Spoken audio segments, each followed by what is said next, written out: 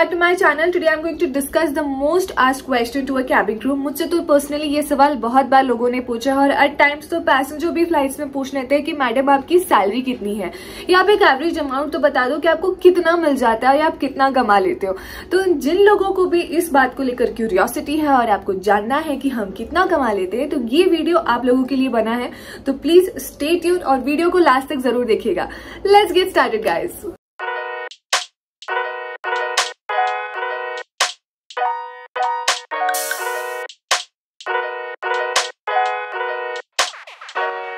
तो guys, cabin crew की salary जो है बहुत सारे फैक्टर्स पे वेरी करता है।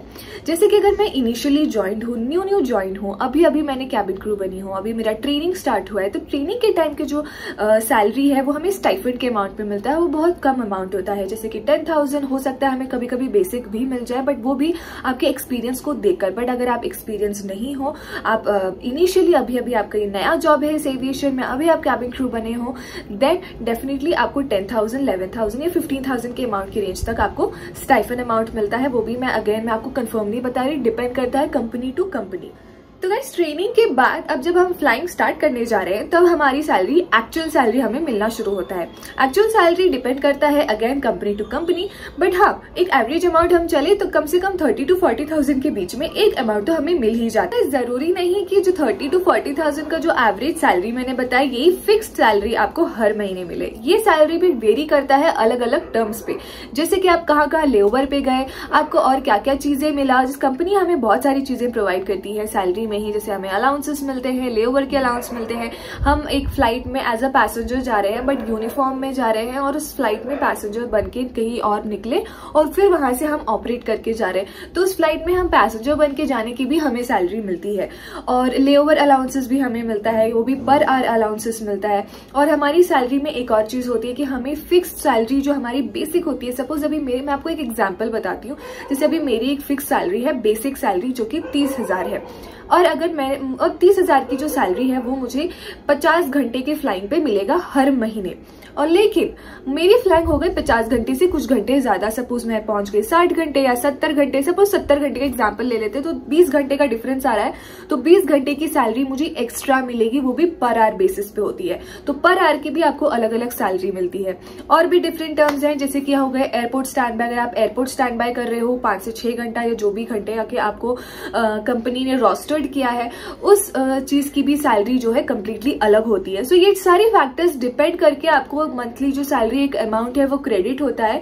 तो मैं आपको अगेन एक एवरेज एक अमाउंट बताऊं, सपोज आपने बहुत सारे इंटरनेशनल लेओवर किए हैं, या आपने डोमेस्टिक लेओवर भी किया हो, आपने बहुत काफी सारे एयरपोर्ट स्टैंड बाय किए हैं, या आपने आवर्स एक्सीड किया, तो आप मैक्स टू मैक्स 70-80 तक पहुंच गए तो पहुंच गए। But definitely this is not a reality for a new joinee, क्योंकि न्यू ज्वाइनी के लिए जरूरी नहीं है कि हम जैसे आज ज्वाइन करें हमें कल ही इंटरनेशनल फ्लाइट मिल जाए। जरूरी नहीं है कि हम इस महीने बहुत सारे लेओवर करें, हम कम भी कर सकते हैं। So it all depends on the factors. तो गाइस, अभी तक तो जो मैंने सैलरी डिस्कस किया आप लोगों से, वो था एक न्यू ज्वाइनी की। अब मैं डिस्कस करती हूँ प्रमोशन होकर सीनियर क्रू हो गई, उसकी सैलरी। तो सीनियर क्रू की सैलरी डिपेंड करता है अगेन सारी फैक्टर्स पे, जो भी मैंने आपको थोड़ी देर पहले बताया। लेकिन जो बेसिक सैलरी होती है वो करीब 50 से 70,000 के बीच में होती है। इंडिया में हर एयरलाइंस में इसी अमाउंट के बीच में ही वेरी करता है। उसके बाद बाकी सारी फैक्टर्स, जैसे कि मैंने आपको बताया, international layovers, domestic layover, standby, layover allowances, ये सारी चीजें मिलाकर आपको एक अमाउंट फिक्स्ड मिलता है। और करीब से करीब 90 से 1 लाख के अंदर आपको एक अच्छा सैलरी मिल जाता है। अगर आपने इंटरनेशनल लेओवर किया तो आपको जरूर बहुत अच्छी सैलरी मिलेगी, बट इंटरनेशनल नहीं कर रहे आप, डोमेस्टिक, सिर्फ डोमेस्टिक पे भी आप स्टम्बल हो, सिर्फ डोमेस्टिक लेओवर के साथ आपको एक अमाउंट मिलेगा, तो डेफिनेटली आप 90,000 तक तो आप आराम से आपको कमा ही लोगे। तो this is the basic structure of a senior crew salary and a new joinee salary. अभी जो मैंने सैलरीज डिस्कस किया है वो है न्यू ज्वाइनी के और सीनियर क्रू के। और भी बहुत सारे प्रमोशंस होते हैं हमारे, जैसे कि चेक लीड हो गए हैं, और काफी बाद में मैनेजर बन जाते हैं, assistant base manager and then more positions. But ये सारी पोजीशंस में पहुंचने के लिए काफी टाइम लग जाता है। बट अगर आप भी चाह रहे हो कि आप एक कैबिन कैबिन क्रू बनो तो ये वीडियो जरूर आपके लिए, क्योंकि सैलरीज डिस्कस करने के बाद ना आप लोगों की आंखों में वो तारे आ जाते हैं कि नहीं यार इतना सैलरी मिलेगी तो जरूर क्यों नहीं ट्राई करूं, वो भी सिर्फ 12th के बाद। अगर आपको इतनी अच्छी अपॉर्चुनिटी मिल रही है then guys please don't miss this opportunity, you should definitely try to become a cabin crew as soon as possible, because अभी जो टाइम है वो बहुत सही टाइम है। बहुत सारी जॉब अपॉर्चुनिटीज आ रही हैं, सिर्फ इंडिगो में ही नहीं, स्पाइस जेट में आ रही है, अकासा एयरलाइन नया एयरलाइन है, वहां पे भी बहुत रिक्वायरमेंट है। बहुत सारे एयरलाइंस हैं, एयर इंडिया तो भी भर भर के क्रू को ले रही है। So there are lot of requirements where company actually need lot of cabin crew.